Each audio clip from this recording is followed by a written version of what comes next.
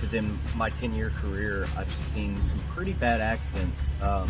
The worst one was in California. We had a individual fall 60 foot out of a tree. He wasn't tied in correctly, and he went to step over to another limb, and he fell. And he fell 60 foot flat on his back. Because of that, he had a severe back injury. He broke his back in 3 places, and we knew he had a back injury, and we were in such a remote location that we didn't want to risk taking him out in a truck. We were worried that it would vibrate him and cause further injury. So the only option was to care flight him out. The problem was we were in such a secluded location, there was nowhere to land the helicopter.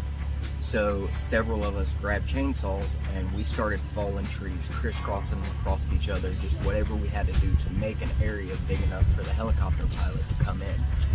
And probably the best pilot I've ever seen in my life brought this evac helicopter in and hovered 5 feet off the ground while we firemen carried him on a stretcher and slid him in the helicopter. The helicopter never landed, but he hovered for 15 minutes while we crossed over the trees that we had felled to slot him in. And believe it or not, 3 months later, he walked out of the hospital.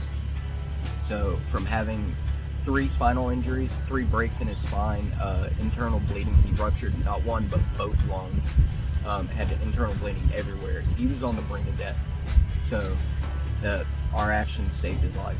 If we had tried to take him out any other way, he could have been paralyzed for life. He could have not made it to the hospital. We were an hour and a half away from the hospital by car.